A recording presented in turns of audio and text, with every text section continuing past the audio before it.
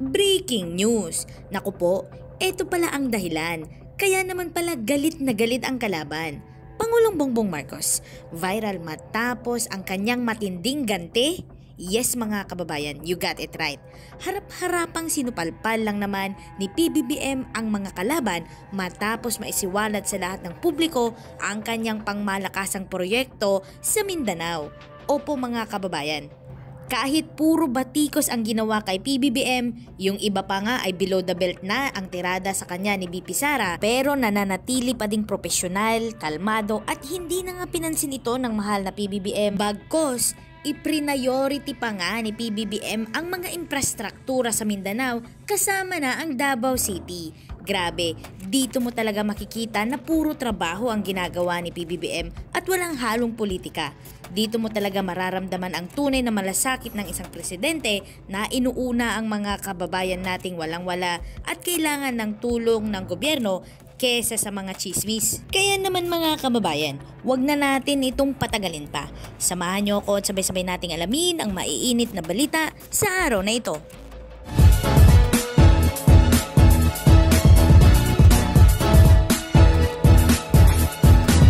Breaking news! Pinangunahan ni Pangulong Ferdinand R. Marcos Jr. ang 21st NEDA Board Meeting sa State Dining Room sa Malacanang Palace noong October 16, 2024.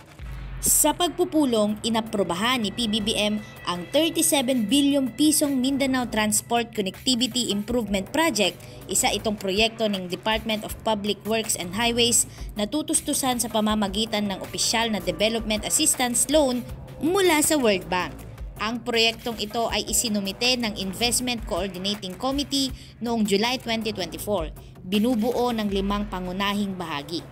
Una dito ang Mindanao Transport Connectivity Improvement Project na nagsasangkot na pagkonektahin ang mga Region 10, 11, 12 sa pamamagitan ng pag-upgrade at pagtiyak ng pangmatagalang pagpapanatili ng Cagayan de Oro, Davao, General Santos Corridor na may mga seksyon ng kalsada na sumasaklaw sa 277.4 kilometers mula sa Cagayan de Oro hanggang Davao at 150.8 kilometers naman mula sa Davao hanggang General Santos City.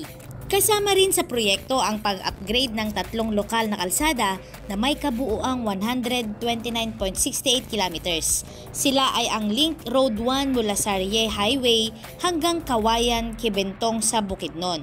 Ang Link Road 2 mula sa Fatima Malabog Road to Saloy Balton Davao Bukidnon Road to Panabo City at ang Link 3 Road mula naman sa National Highway Junction sa Poblasyon, Malungon hanggang sa Santa Maria Road, Davao Occidental. Ang proyekto ay magpapahusay sa kapasidad, katatagan ng klima, kaligtasan sa kalsada, pagbuo ng kapasidad, pagpapaunlad ng institusyon, pamamahala sa proyekto at mga hakbang sa pagtugon sa emergency. Inaprubahan din ng NEDA Board ang Philippines Health System Resilience Project Phase 1 ng Department of Health upang tulungan ang bansa na makatipid mula sa pinababang pagkakaospital at pagbawas ng premature mortality mula sa non-communicable disease sa pamamagitan ng pagpapalakas ng lokal na sistema ng kalusugan. Ang proyekto ay makakatulong din na maiwasan ang mga gastos sa pagbawas ng kapansanan dahil sa nabawasang mga impeksyon sa pamamagitan ng pagpapalakas ng emergency prevention,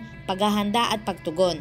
Ang pagpupondo ng proyekto ay sa pamamagitan ng opisyal na Development Assistance Loan mula sa World Bank na may kabuuang halaga ng proyekto na 27.92 bilyong piso, habang ang Health System Resilience Project naman ay inuuna na ang pamumuhunan sa 11 regions upang palakasin ang paghahatid ng serbisyo at mga hakbangin sa mga emergency health cases, partikular sa mga geographically isolated and disadvantaged areas na kasalukuyang kulang sa akses sa pasilidad ng pangunahing pangangalaga. At hindi lang yan mga kababayan, dahil inaprubahan din ng NEDA Board ang pagpapalawig ng panahon ng pagpapatupad at pagbabago sa saklaw ng Development Objective Grant Agreement para sa Development Objective Improve Health for Underserved Filipinos na proyekto ng Department of Health at pinunduhan ng United States Agency for International Development.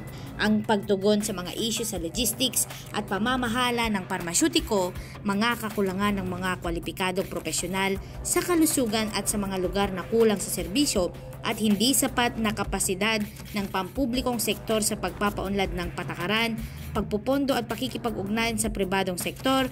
Ang proyekto ay pinalawig na ngayon hanggang September 30, 2025 at sasakupin na ngayon ng lahat ng 17 regions sa buong bansa. Samantala, sa iba pang balita, bilang bahagi ng kanyang pagbisita sa lalawigan ng Sorsogon noong nakaraang linggo, binisita ni Pangulong BBM ang Sampaloc Tenement na binubuo ng 2 gusali na may 32 shelter units.